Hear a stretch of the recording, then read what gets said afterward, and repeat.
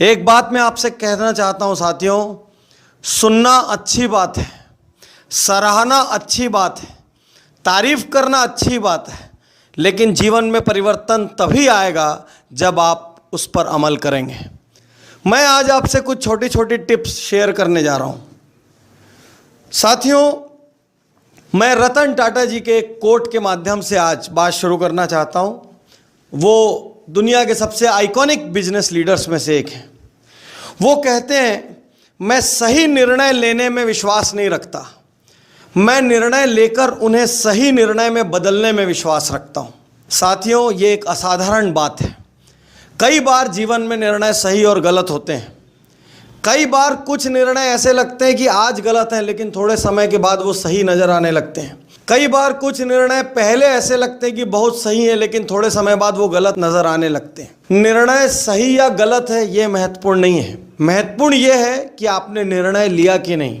दुनिया में अधिकांश लोग जो सफल नहीं हो रहे हैं, ऐसा नहीं है कि उनमें सफलता की इच्छा का अभाव है, उनमें निर्णय क्षमता का अभाव है और निर्णय लेकर उस पर दृढ़ता से काम करने का अभाव है। इसी वजह से दुनिया में बहुत सारे लोग सफल नहीं हो पा रहे हैं। जब रतन टाटा जी ने जगुआर और लैंड रोवर का अधिग्रहण किया और साथ ही साथ उन्होंने दुनिया की सबसे बड़ी स्टील कंपनी बनते हुए कोरस का अधिग्रहण किया, उसके थोड़े दिन बाद ही स्टॉक मार्केट क्रैश हो गया। तो जिस रेट पर उन्होंने जगुआर और लैंड रोवर तथा कोरस का अधिग्रहण किया था, उससे बहुत बड़ा नुकसान उनको हो गया। सारी दुनिया में उनके निर्णय की निंदा हुई। हर किसी ने कहा कि ये निर्णय गलत समय पर लिया गया, हर किसी ने कहा कि निर्णय महंगा हो गया। इन कंपनियों को टाटा ने बहुत ज़्यादा पैसे देकर खरीदा, लेकिन साथियों, रतन टाटा चुपचाप रहे।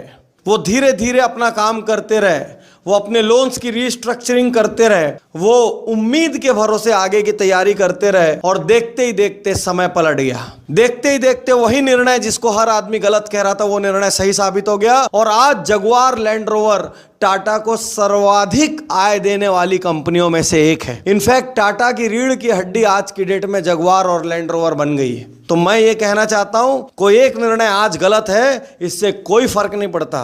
कोई और गलत कह रहा है, उससे कोई फर्क नहीं पड़ता। यदि आपने निर्णय ले लिया है तो उस निर्णय पर डटे रहिए, क्योंकि कोई भी निर्णय पूरी तरीके से सही नहीं होता और दुनिया में कोई भी निर्णय पूरी तरह से गलत नहीं होता।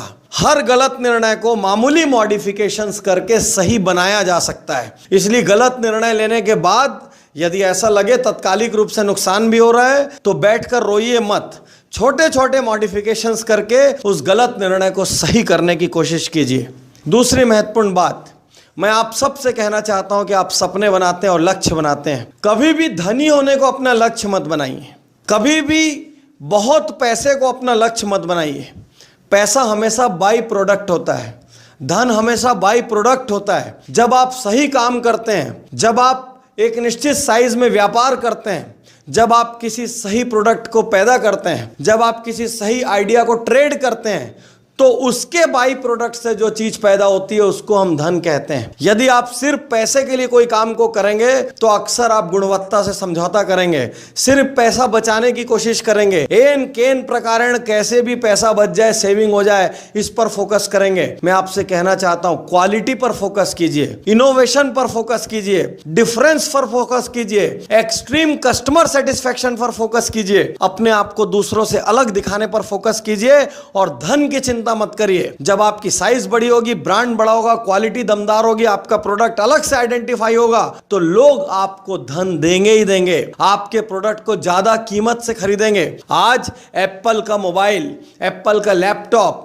एप्पल की नेटबुक, चाहे जो भी हो, वो मार्केट से कम 50% और 100% प्रीमियम पे होती है। लोग ज़्यादा पैसे देते हैं और ज़्यादा पैसा देने के बाद भी उस ब्रांड से खुद को एसोसिएट करने में गर्व महसूस करते हैं। टाटा ग्रुप का लोहा बाजार के दूसरे की तुलना में ज़्यादा रेट पर बिकता है, तो भी लोग पूरे विश्वास के साथ उसको खरीदते हैं, क्योंकि उनको मालूम है इसकी क्वालिटी से कोई कंप्रोमाइज़ नहीं हो सकता। तो साथियों, अपना ब्रांड बनाने पे काम कीजिए, अपनी क्वालिटी बनाने पर काम कीजिए, अपनी सुपीरियरिटी बनाने पर काम कीजिए, एक डिफरेंस क्रिएट करने पर काम कीजिए। धन पे कभी फोकस मत करिए। धन पर फोकस करना चिल्लर और छोटे लोगों का काम है। बड़े लोगों का काम है एंटरप्राइजेस खड़ी करना, ऑर्गेनाइजेशंस खड़ी करना, आइडियाज खड़े करना, और उस आइडियाज के बेसिस पर बाई प्रोडक्ट के रूप में धन आता चला जाएगा। एक और छोटी सी बात कहना चाहता हूं साथियों, कई बार सोचते सोचते ही बहुत वक्त निकल जाता है। कई बार किसी सपने को हम 5 साल बाद या 10 साल बाद पाएंगे ऐसा सोचते हैं, और इतना वक्त निकल जाता है कि उस सपने का कोई अर्थ नहीं रहता। ज्यादा मत सोचिए, ज्यादा लोगों से सलाह मत करिए, 2-4 वर्थी लोगों से सलाह करिए और आगे बढ़ जाइए। स्टार्ट कर देना हमेशा सोचते रहने से ज्यादा बेहतर होता है। दुनिया के हर गली, हर चौक चौराहे, हर जगह सोचने वाले लोग भरे पड़े हैं। एक ट्रेन के कूपे में भी बैठ के लोग राजनीति से लेके, धन से लेके, फैक्ट्रीज से लेके, आर्थिक स्थिति से लेके, क्रिकेट से लेके हर चीज की चिंता कर लेते हैं, लेकिन उससे कहीं कुछ नहीं बदलता। बदलता केवल वही है जहां लोग चर्चा करते हैं लेकिन चर्चा के साथ काम भी करते हैं। मैं ये कहना चाहता हूं आपसे, यदि कोई ऐसा सपना है जिसको आप सालों से सोच रहे हैं तो सिर्फ सोचने में वक्त मत गवाइए, उठाइए और स्टार्ट कर दीजिए।